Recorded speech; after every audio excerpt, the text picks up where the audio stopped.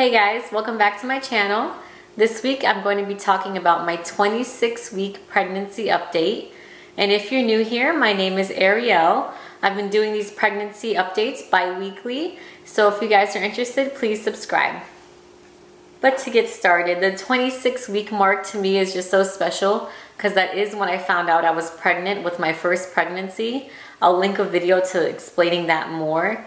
But in my first pregnancy, we found out when we were 26 weeks and 4 days. In this pregnancy, we found out when we were 4 weeks. So I've really had the full experience this time and I didn't miss a thing. But for me, it is bittersweet to be at the end of my second trimester, which ends at 28 weeks. Just because the second trimester really is the best trimester. This being my second pregnancy, I can definitely tell you that. You just have so much more energy and you're still in that nesting mode. And who doesn't love an extraordinarily clean house? I've still had a ton of back pain just from the added weight and pressure. I think I've gained about 9 pounds so far. I'm not sure how that weighs up, but my doctor did take a stab at me saying that maybe I should do a little bit more walking. So maybe I am gaining too much weight too quickly, but I'm not taking it to heart just yet.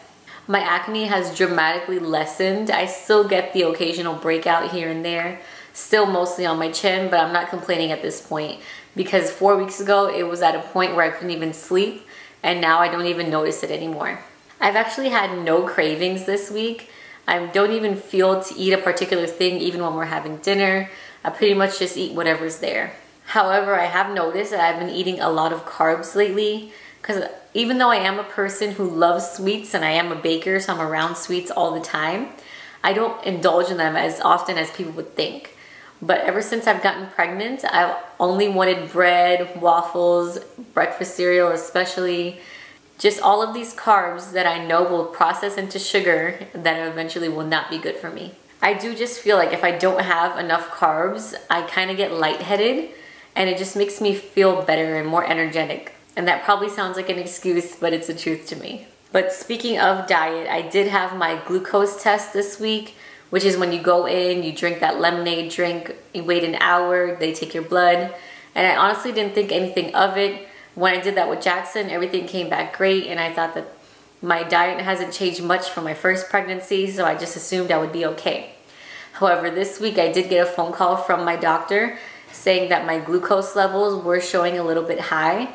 So unfortunately, now that I failed that test, I need to go immediately and do a 3-hour glucose screenings. So basically in this test, you still drink the same thing after fasting, and every hour they take your blood. So it's a total of 3 hours that I cannot eat, including breakfast. I did complete that test this morning, and although it was really gruesome having to wait those 3 hours, because I'm really not even a phone person, so I was completely bored out of my mind. I was also thinking of the other 10,000 things I had to do today. But I'm just so anxious to get back the results. I'm just really hoping for good news. I did read that half the women with gestational diabetes do lose it immediately after giving birth, but the other half does have a higher chance of developing type 2 diabetes at a later age. And I've had so many family members that have diabetes, and it's just something that I don't want to deal with. I do feel like I'm a healthy person. I make better choices than most. But still, you never know. This carbs thing really got me. But on to better news. I am feeling a ton of movement this 2 weeks. I've even gotten a few videos of her kicking in my belly, which I don't even remember that with Jackson. To be honest, he wasn't much of a mover that I can remember. So it's just so special to me. I read that right now she has the most room in my uterus to move around. So I'm pretty sure it's just a party in there for her. Sean has continued to buy her just an endless supply of clothes, most of it saying daddy's princess or daddy's girl. I just think all of that is so sweet. I have planned out her room and how I want her room to look. However, I haven't purchased anything yet. I've kind of just like sourced it and I know where to get it.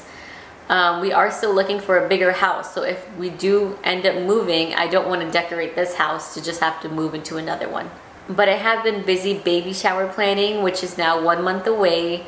I'm basically just trying to get all the decorations and food in order, and hopefully everything else will fall into place. In Jackson's baby shower, we had over 120 guests, I want to say. So it was rather large. It will probably be the same for this one, just because Sean's family is very large and they do all live here. My family's mostly in Canada, but it was a pretty big baby shower. And I'm so excited to show you guys my bump this week. I just feel like it's finally forming that quintessential round shape. However, I am working out now a lot more than I was before. I was maybe just like lightly stretching 1 to 2 times a week, but now I'm doing like a serious workout 3 times a week. I will link the video that I've been following below.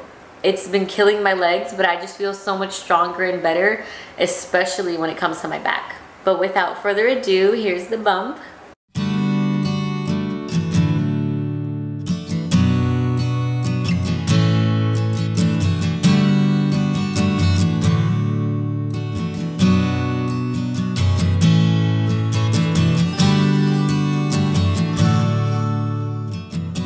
And comparing my bump to this baby girl compared to my first pregnancy, which is a boy, I do feel like it's more confined.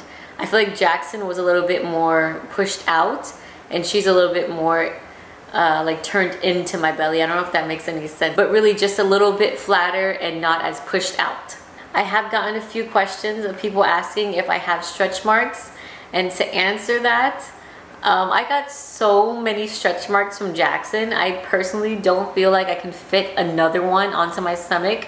So if anything, the stretching of my belly and the growing of my belly makes it look like I have less stretch marks than I normally do.